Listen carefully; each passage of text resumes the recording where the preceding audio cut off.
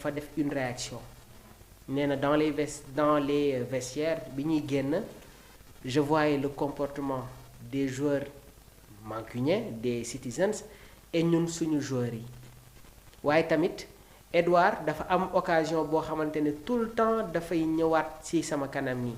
muy fin temps bi ci boobu les finales le comportement qu'il a eu sur la frappe de Riyad Mahrez Mendy était carrément battu mais bi muy jugaat da ngay sentir ne que voilà il y a des jours yoo xamante ne Abdourahmane doo perte quoi.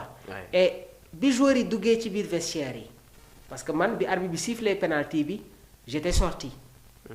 bi gars yi ki di coow je voulais pas voir exactement qu'est-ce qui se passait après la jot notification ne penalty accordé.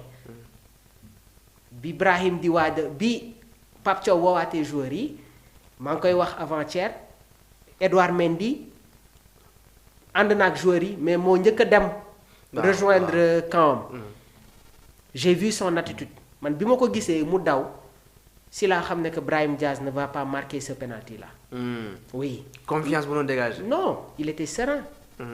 ba pare am na lu mu wax Brahim Diaz toujours dans le cadre du fair play mais je sais que wax boobu noonu poussé na Brahim Diaz pour mu bëgg a humilier Edouard Mendy.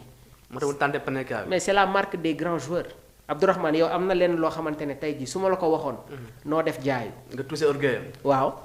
je pense que c'est toujours dans le cadre du fair play mais Edouard am na lenn loo xamante ne wax na ko Brahim Diaz. je sais qu'il lui a dit quelque chose. oui parce que Brahim soo ko xoolee sax. après gis nañu ñaar dem nañu. wax am lu ñu waxante dem na ñëwaat Edouard demaat ñëwaat. et le comportement du joueur. dama mës a raté penalty ci benn quart de finale. après mu am ay coow sama entraîneur woo ma mu ne ma Mamour penalty soo koy dóor da ngay xool gardien bi. xool ses déplacements xamal ne ko tu n'as pas peur. ba pare Edouard Mendy est-ce que góol la boo xamante ne day encaisser Panenka. gis nañ contre Agüero mu daal di koy arrêté Kun Agüero on se rappelle. match boobu noonu sax su ma juumul Chelsea moo gagné parce que Chelsea bi muy remporté boobu la Ligue des Champions. au cours de la saison joué na ak City 3 fois. te match boobu sax Chelsea dafa dem fekki City biir dëkkam je pense que Emerson avait marqué le dernier but soit Emerson ou Marcos Alonso ci fin temps yi daal je me rappelle plus mais Edouard ku nekkay encaissé Panenka. mais déjà geste bu mu def xaw a dem tuuti ñëwaat. ça signifie beaucoup de choses léegi nag El Hadj Malick Diouf effectivement bi arbitre bi accordé penalty bi téye na boppam xool na ci kaw après dem na ci Edouard Mendy. Edouard am na lu mu ko wax. waaw moom na mu bëgg a humilier Abdourahmane on a de très bons joueurs. on a une très grande équipe. waaw ça c'est moo tax dama koy waxaat fii ni ma ko waxee ci coupe du monde bi. ci CAN bi noonu laa koy waxee tey ci coupe du monde bi laataa CAN bi. dañu toog fii Sénégal gagné avant CAN bi beaucoup m'ont interpellé Mamour tu es trop confiant la Coupe d'Afrique c'est pas comme ça. j'ai dit ok ñu joué contre le Botswana ñu gagné 3-0 mu am ñoo xamante ne ils ont commenté Botswana ngeen gagné et Mamour est là à afficher une grande confiance. j'ai dit ok à 48 heures de la finale je suis allé voir mon grand-père ñu doon échanger. mu ne ma li nga ma waxoon ci demi-finale bi am na de ma ne ko maam lenn moo may bett. Sénégal perte finale bii nii. mais Sénégal gagné CAN bi c'était pas une surprise mais li ma doon bett mooy Sénégal ñàkk finale bi. et nee naa leen tamit suñu coupe d'Afrique bi moom mooy déterminer ñun suñu coupe du monde. ah oui. oui Abdourahmane. c'est sûr parce que aujourd'hui on parle des problèmes qu'il y a eu dans la finale. mais man li ma gën a metti mooy mais. aspect tactique bi nga xamante ne gis nañ ko ci ñaari équipe bi mais quoi qu'on puisse dire Abdourahmane mais c'était une très bonne finale. waaw quand même. bal bi daw na. tactique feeñ na fa. technicien feeñ nañ fa. mais vraiment on ne parle pas de tout ça. mais ba tey ñun génnee nañ ci cadre boobu yépp ñu ngi ñuy wax ci ay sanctions ci ay supporters yu ñu jàpp mais au fait on doit dépasser ce niveau-là. mais match bi nga xamante ne Sénégal football na ko. ak Maroc mais loolu match coupe du monde la. waaw match intensité bi. non match coupe du monde la te man oui. li ma gën a neex mooy tactique gu ñaari entraîneur. bien sûr su Pape Thiaw tegee Regragui teggi.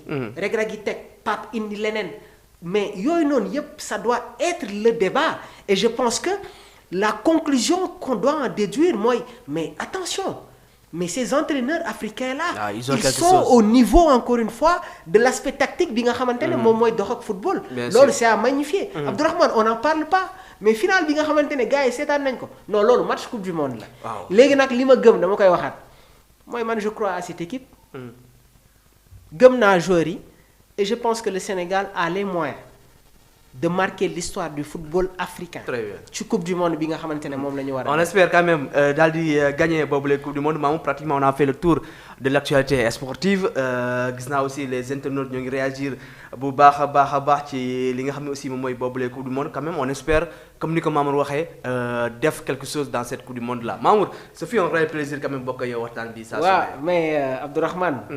l'homme de sport life il est polyvalent ni muy waxee ci politique noonu lay waxee ci sport mais man moom jéggal leen ma rek politique bi moom ngeen jéggal ma ko bon di la jaajëfal bu baax a baax je pense qu'on a fait le tour de l'actualité donc demain inchallah on se retrouve à partir de 15h30 dans l'après-midi samedi bi on se retrouve à partir de 11h dinañu am ay invités yu fii ñëw inchallah donc Abdourahmane le cas Alassane Ndao dañuy woy ba tey di si wax di nuyuwaale tamit bu baax a baax suñu mbokk internet yi xam naa ne di ngi leen jaajëfal di nuyu tamit le doyen Cheikh Omar Bamba Silla moom itamit ñi ngi koy jaajëfal bu baax a baax tout le temps dafay suivre suñu ay émission di jéggalu tamit parce que Abdourahmane je reçois énormément de messages gars yi dañ may wooy fu nekk dañ may yónnee message fu nekk des fois xoolal damay sax fàtte et jamono ji programme bi bëri na mais bon ñi nga xamante ne bëgg nañu adhérer le groupe Sport Life 221 mun ngeen ma woo directement sur le 77 259 46 95 et pour les analyses am na ñoo xamante ne ils sont dans les directs seen xalaat day nekk lu am solo trop Abdourahmane Sport Life 221 chance la gis nga groupe bi des fois je parle pas mais je prends note parce que yow amaana sax benn moment en toute modestie da ngay dem ba xeeb sa bopp tu te dis que mais man xaw ma dara ci football tellement la qualité des analyses yi nga xamante ne maa ngi koy gis ci groupe Sport Life 221 donc maa ngi leen di nuyu bu baax ñoom Papi ñoom Univers Gaynde tous les doyens yi nag su ma ko waxee mooy ñoom doyen Univers ñoom doyen Gorgui ñoom doyen El Hadj Mokhtar Seck toutes ces personnalités yi nga xamante ne ñoom ñooy def la beauté de Sport Life 221 di la jaajëfal bu baax Abdourahmane tu incarnes vraiment le professionnalisme et voilà débat bi su neexee je suis là à chroniquer mais la manière dont tu abordes les points la manière dont tu ouvres les brèches ça permet tout simplement aux chroniqueurs d'être très à l'aise sur Sport Life 221 merci beaucoup kenn du yow naanaan bi alors di remercier bu baax a baax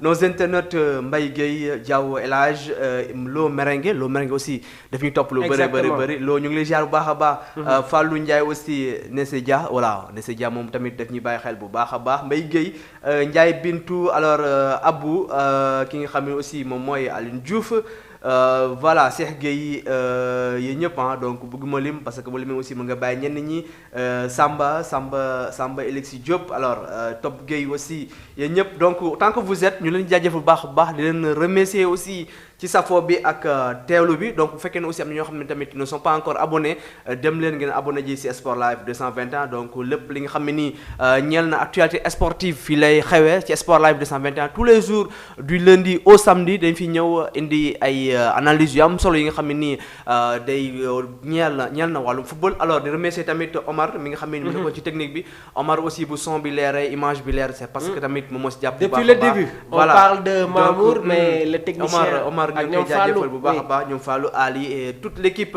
de Sport Life 221 donc demain inchallah Mamour dina fi ñëw à partir de 15h avec des invités sûrement pour waxtaanee ci lépp li nga xam ne nii jëm na ci wàllum tàggat yaram donc d'ici là portez-vous bien et passez une excellente journée jërë ngeen jëf